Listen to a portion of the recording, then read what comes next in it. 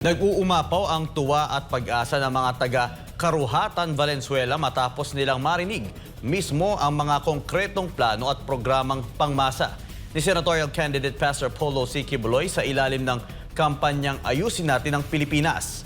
Mga panukalang tumatama sa tunay na pangangailangan ng mamamayan lalo na sa larangan ng kalusugan, kabuhayan at laban sa katiwalian.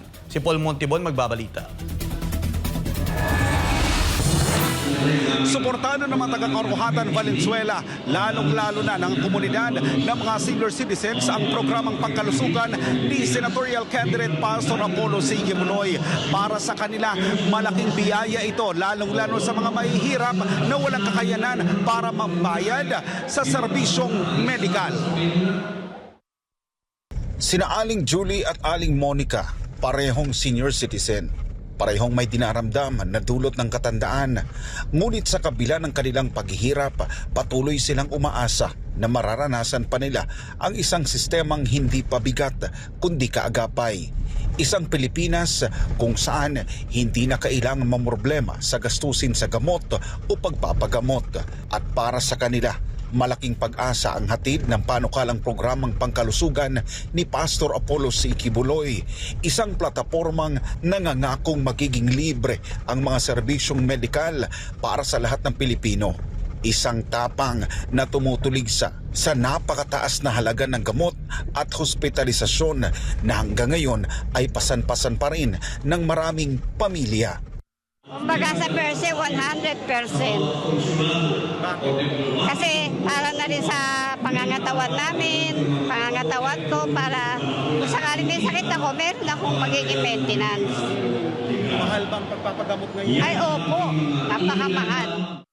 Kailangan natin talaga libreng talaga para hindi na tayo nagbabayad kagaya sa mga mahihirap, di ba? Lalo kami mga senior.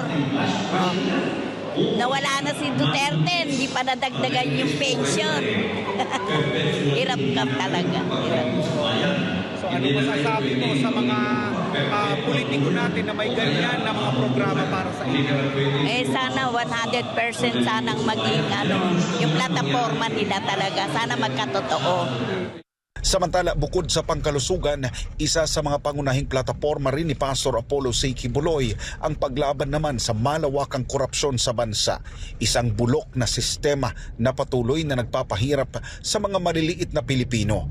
Para kay political vlogger Jay Guevara, isang malaking biyaya ang pagkakaroon ng isang lider tulad ni Pastor Quiboloy. Anya, hindi lamang magtatagumpay ang Pilipinas, kundi magtatamo ng tunay na kaunlaran sa pamumuno ng butihing pastor.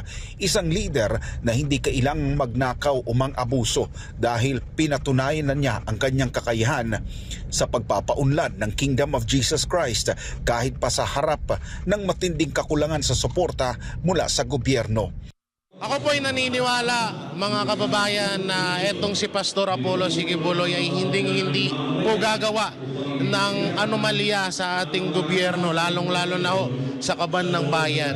Alam niyo po, kaming mga banateros ang buhay na testigo kung gaano kayaman at kaunlad ng buong KOJC, ng buong kingdom.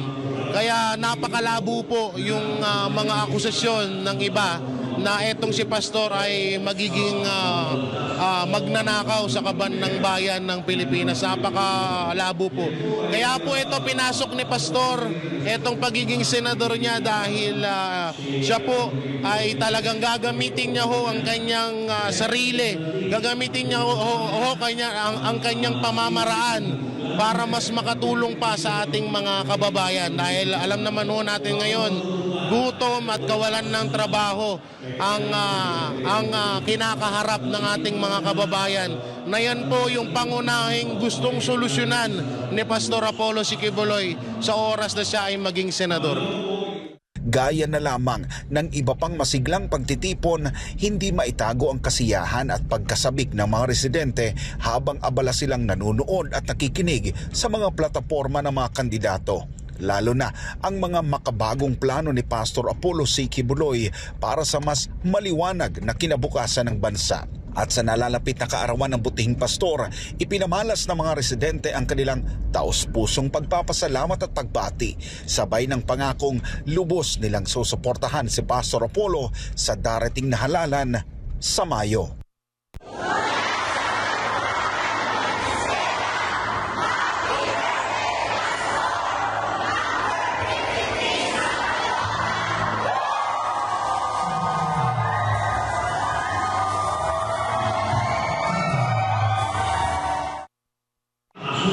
Mula rito sa Valenzuela City, para sa Diyos at sa Pilipinas kong mahal, ako si Paul Montemon, SMNI News.